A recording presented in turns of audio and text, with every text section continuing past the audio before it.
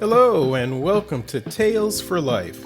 In each episode of this podcast, we'll explore a folk or fairy tale from a different culture or region and discover the life lessons, values, and morals they offer that we can use today. Join me on the journey through the magical and meaningful world of folk and fairy tales.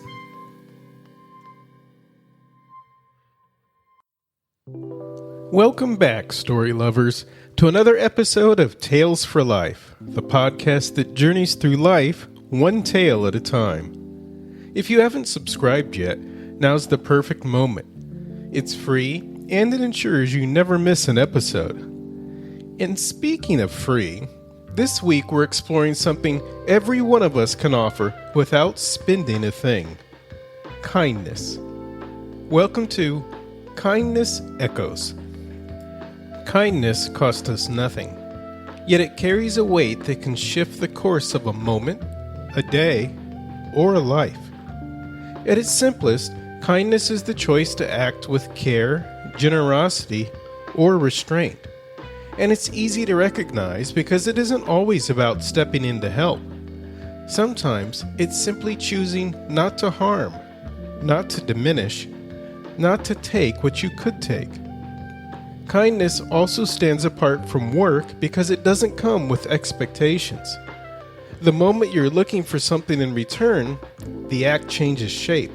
It becomes transactional, a kind of self-serving exchange, rather than a gift. True kindness is offered because it benefits someone or something else, with no strings attached. And that's where its real magic lives. Because kindness doesn't end at the moment it's given. It echoes. And that brings us to today's tale from the Brothers Grimm, The Queen Bee, a story that shows how even the smallest kindness can ripple outward in ways no one could predict. It's a reminder that what we spare, what we protect, and what we choose to honor often returns to us in unexpected and meaningful ways.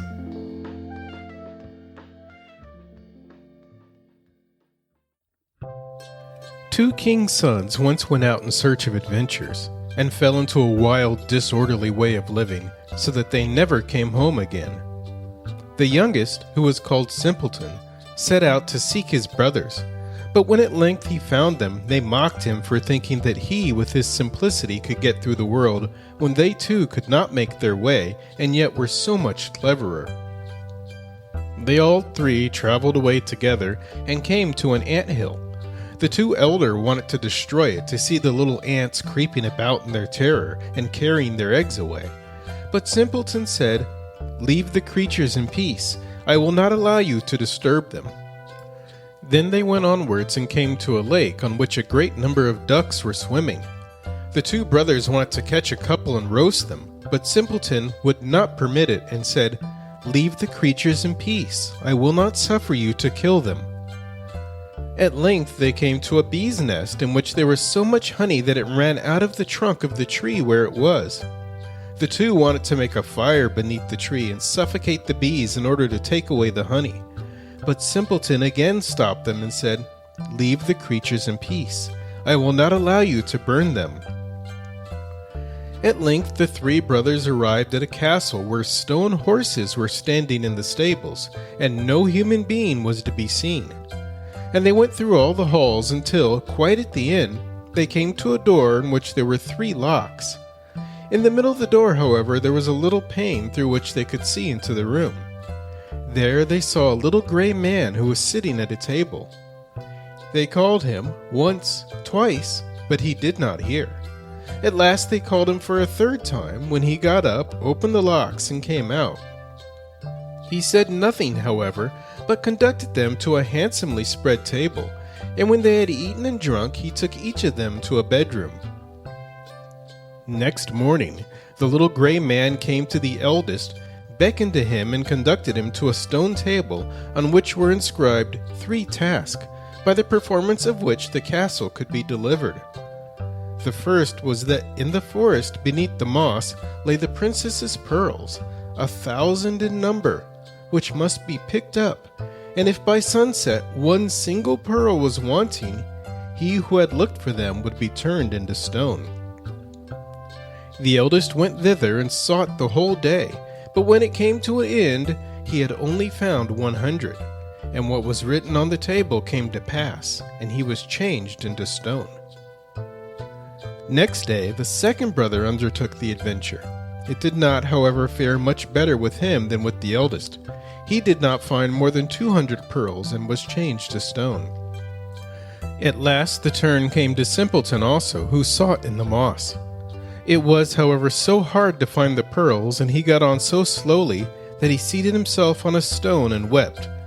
And while he was thus sitting, the king of the ants, whose life he had once saved, came with 5,000 ants, and before long the little creatures had got all the pearls together and laid them in a heap.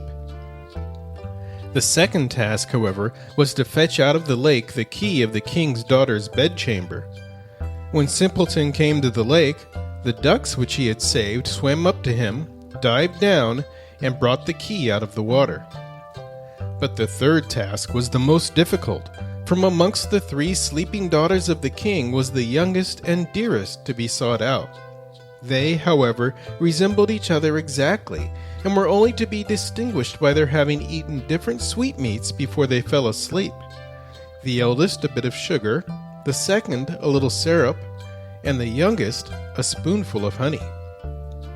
Then the queen of the bees, which Simpleton had protected from the fire, came and tasted the lips of all 3, and at last she remained sitting on the mouth which had eaten honey. And thus the king's son recognized the right princess. Then the enchantment was at an end.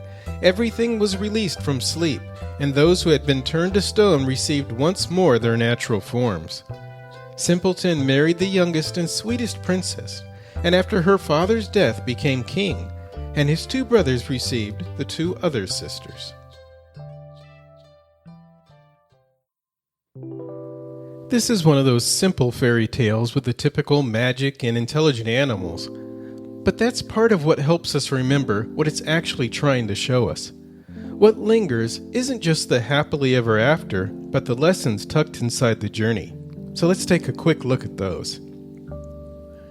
While this tale centers on 3 princes, the real difference between them has nothing to do with their titles. The older 2 may have status, but they don't have character. They live recklessly and try to harm the creatures they meet for no reason at all. Their younger brother, dismissed as a simpleton, is the one who steps in with kindness and refuses to let harm be done. Kindness, and being a good person, has nothing to do with wealth or rank. It's about who you choose to be. You can't buy it, you can't sell it, but you can have it, and you can give it away freely. And then there's the echo. The kindness the younger brother shows doesn't end when the anthill is spared, or the ducks are protected, or the bees are left in peace. Those moments ripple outward and shape everything that follows. For him, for his brothers, and for everyone else in the tale. Because kindness, like so many good things we do, doesn't stay contained. It moves, it spreads, it echoes into the world around us, and eventually, it finds its way back. So as you head into your week, may your small kindnesses travel farther than you expect. May they open doors, soften moments, and make someone's day just a little better. And may you feel the echo of those good choices in your own life. Thanks for listening, story lovers. Here's to a week filled with good stories and even better moments. And I hope you'll join me again for the next episode of Tales for Life.